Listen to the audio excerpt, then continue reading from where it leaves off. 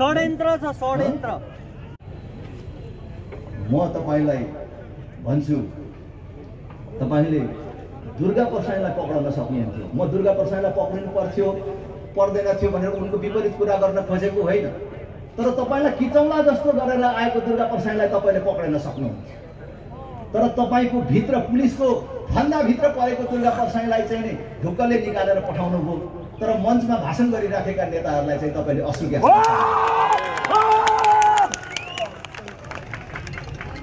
तपाईँ के चाहनुहुन्छ, राज्य के चाहन्छ भन्ने कुरा यही देखिन्छ। त्यसकारण अब हिजोको समय छैन, सूचना लुकाएर लुक्दैन अब, र अब जनता मूर्ख भएर बसिराख्दैन। सूचना प्रविधिको यति विकास भएको छ, अब सूचनालाई कसैले आफ्नो मुठीमा राख्न सक्दैन। अरे राप्रपा आज बल्खु जाऊ भन्यो, बल्खुमै आयो, कमजोर नठान्नु। राप्रपालाई अर्कोचोटि सिफल जाऊ भनौँला, अर्कोचोटि कलङ्की जाऊ भनौँला, यो नठान्नु। राप्रपा भाग्यो पछि हट्यो नठान्नु। शान्ति अहिंसा प्रतिको हाम्रो विश्वासलाई कमजोरी नठान्नु। केपी ओली, रमेश लेखक, हामी पछि हटेको होइन, याद गर्नु। आज देश दुनियाँले तपाईको गणतन्त्र कति नुरे रहेछ, कति कमजोर रहेछ देख्न पाएर त्यही देखाउनको लागि हामी यहाँ आएका। राप्रपा जो राजनैतिक पार्टी हो जसले मौका पर्यो भने राजा ल्याउँछु, हिन्दू राष्ट्र ल्याउँछु, संघीयता खारेज गर्छु, देशमा तिमी जस्तो भ्रष्टहरूलाई मौका पर्यो भने जेल हाल्छु भनेर संकल्प गरेर घोषणा पत्रमा आफ्नो कुरा उल्लेख गरेर भोट मागेर देशको 5औं पार्टी भएको पार्टी उसलाई भिरकुटी मण्डपमा आमसभा गर्न दिँदाखेरि ढल्ले तिम्रो गणतन्त्र कस्तो गणतन्त्र र कति कमजोर गणतन्त्र हो त्यो संसारले देखोस् भनेर हामीले त्यहाँ कुनै लफडा नगरेको हो। आज मान्छेले कस्तो के लिएर हामीले बगलमा पर्छ हैन, समातेर चेक गर्नु है। यस्तो जुलुस चारतिर हुर्दियो भने कसलाई गोली हाल्छ? उतापट्टि पनि हामी मैले मिडिया फेरि बक्समा पनि भन्छु, बस्दाखेरि नसुध्रिने हो भने एउटा मिडिया बक्सको साथीको पर्स निकालेको थियो कि उसले उ गरेर केयर गरेर पठाएको यतापट्टि आएको समातेर एकचोटि चेक गर्नु है।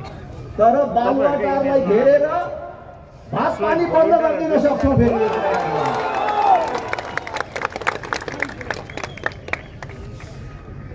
म भन्छु त्यसैले चैत 15 गतेको घटनाको निष्पक्ष छानबिन हुनु पर्यो, न्यायिक आयोग गठन हुनु पर्यो। यो सरकारका कारिन्दाहरूको आयोग होइन, सर्वोच्चको पूर्व न्यायाधीश, नागरिक समाज र मानव अधिकारको क्षेत्रमा काम गर्ने मानिसहरूको, स्वतन्त्र र निष्पक्ष मानिसहरूको आयोग गठन होस् र छानबिन होस्। दोषीको त्यो सार्वजनिक होस् र दोषीलाई सजाय गरियोस् भन्ने म चाहन्छु। तपाईँ गणतन्त्रको कुरा गर्ने, लोकतन्त्रको कुरा गर्ने, तर तपाईसँग फरक मत राखेकै कारण आज मानिसहरूलाई तपाईले प्रहरी हिरासतमा जुन अपमानजनक ढङ्गले राख्नु भएको छ नि त्यसलाई हामीले ईदको रूपमा लिएका छौँ। रमेश लेखकजी, केपी ओलीजी, यसलाई हामीले ईदको रूपमा लिएका छौँ। हाम्रो चुनाव जितेको जनताको प्रतिनिधिलाई तपाईले त्यो फोहोरमा जसरी अपमानित ढङ्गले राख्नु भएको छ, हाम्रो पार्टीको अध्यक्षलाई, उपाध्यक्षलाई जसरी तपाईले त्यो फोहोरमा अपमानित ढङ्गले राख्नु भएको छ, हतकडी लगाएर दुनियाँलाई देखिस् भनेर हिँडाउनु भएको छ, त्यसले हामी होचिएका छैनौँ। त्यसलाई ईदको रूपमा लिएका छौँ, ईदको रूपमा लिएका छौँ। राजा चाहिन्छ भन्नेका कारण, राजा चाहिन्छ भनेका कारण तपाईले मानिसहरूलाई चुन्ने हो भने हामी लाखौँ मानिसहरू थोरै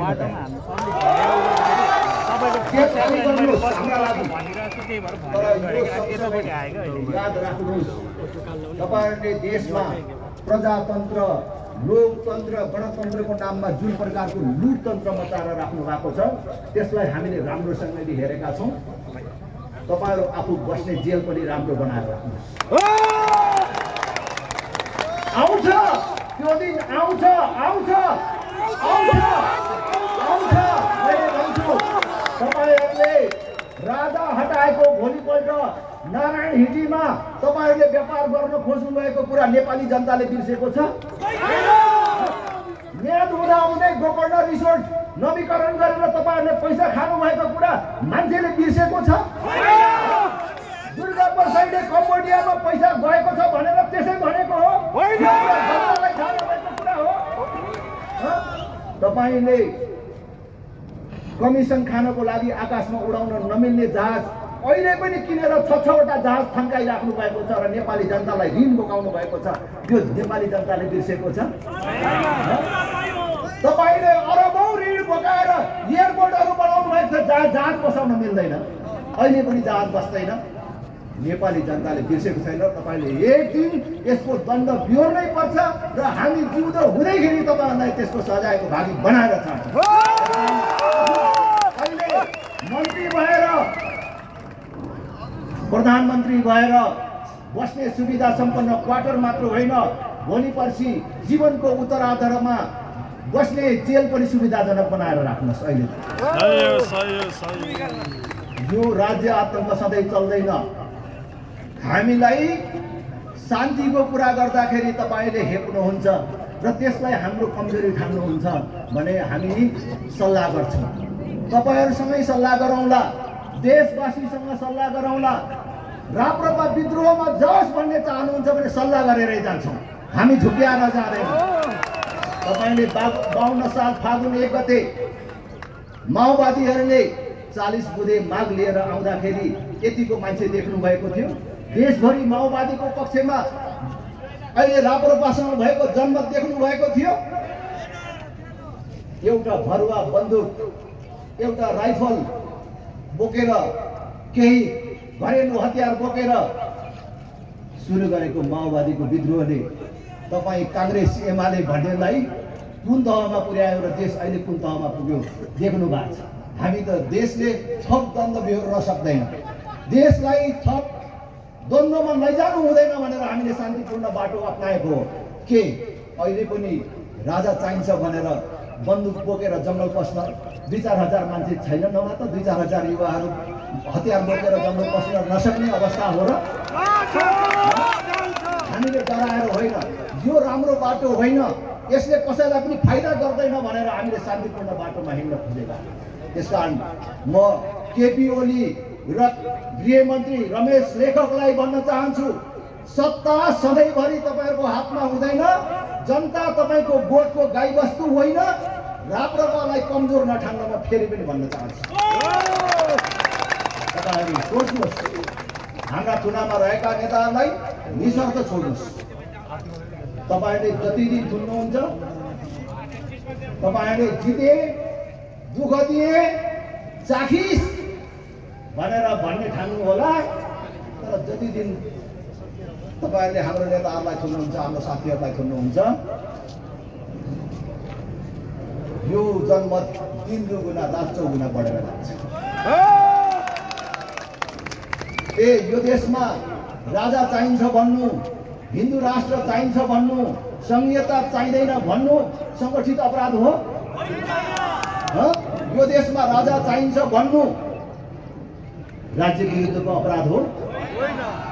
यो राप्रपाको कार्यकर्ताले मात्र होइन, तपाईको कांग्रेस एमाले माओवादीको कार्यकर्ताले पनि, जसको अलिकति स्वाभिमान छ, जो इमानदार छ, उसले पनि सोचिराखेको छ यो त गल्ती हो, अति हो भन्ने कुरा ठानिराखेको। तपाईले जुन अति गरिराख्नु भएको छ, यो अतिलाई देशले हेरेको छ, छरछिमेकले हेर्छ र दुनियाँले हेर्छ। त्यसकारण हामी आत्तिएका छैनौँ। म फेरि पनि भन्छु, तपाईहरु यदि सुरक्षित अवतरण चाहनुहुन्छ, देशमा हिंसा नभड्कोस् र देशमा थप दण्ड नहोस् भन्ने चाहनुहुन्छ भने तुरुन्तै हाम्रो नेताहरू लगायत अरू सबैलाई छोड्नुहोस्, निष्पक्ष छानबिन आयोग गठन गर्नुहोस् र त्यसको रिपोर्ट अनुसार कारबाही अगाडि बढाउनुहोस्। म यही कुरा आग्रह गर्छु। दिदीबहिनी तथा दाजुभाइहरू, हामीले लामो समयदेखि देशमा राष्ट्र संस्था हिन्दू राष्ट्रको पुनर्स्थापनाको कुरा, संहिताको खारेजीको कुरा जुन उठाएका छौँ, त्यो केवल हामीले यो राष्ट्र संस्थाको पुनर्स्थापना, हिन्दू राष्ट्रको पुनर्स्थापना, संहिताको खारेजीको कुरा मात्र होइन। हामीले राष्ट्र संस्था पुनर्स्थापनापछि राजा कस्तो हुने, देशको शासकीय व्यवस्था कस्तो हुने भन्नेसम्मका कुराहरू स्पष्ट रूपमा यस प्रकारका सभाहरूमा राख्दै आएका छन्। कतिलाई भ्रम छ कि राष्ट्रिय प्रजातन्त्र पार्टीले सक्रिय राष्ट्र संस्थाको कुरा गरेको होइन। हामीले भनेको पूर्ण संवैधानिक राष्ट्र। राजा आफै ठिक पनि गर्दैनन्, बेठिक पनि गर्दैनन्, तर बेठिक गर्न नदिने, गलत गर्न नदिने अभिभावकको रूपमा रहन्छ। त्यसकारण हामीले प्रष्टसँगले भनेका छौँ, अभिभावकीय संस्थाको रूपमा राजा, जनताबाट प्रत्यक्ष निर्वाचित कार्यकारी प्रधानमन्त्री।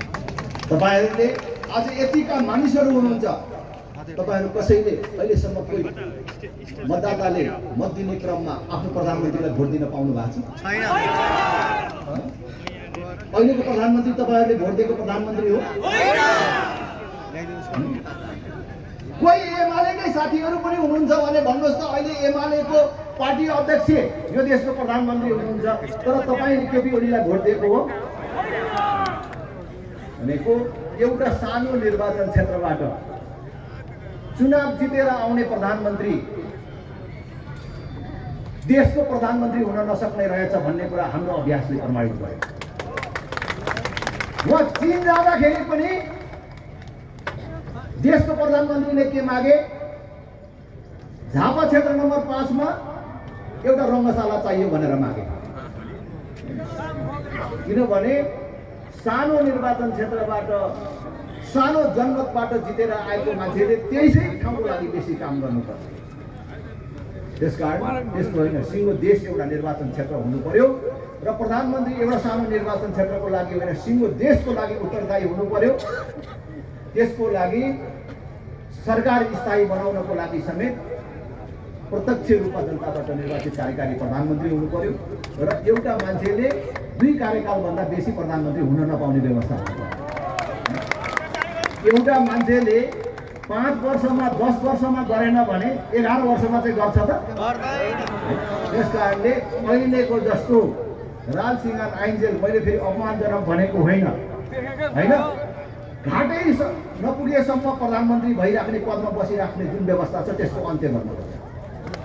त्यस कारणले एउटा व्यक्तिले 2 कार्यकालभन्दा बेसी प्रधानमन्त्री हुन नपाउने, प्रदेशको खारेजी, केन्द्र र बलियो स्थानीय तह भएर पुग्यो। तपाईँ अहिले हेर्नुहोस्, नेपाल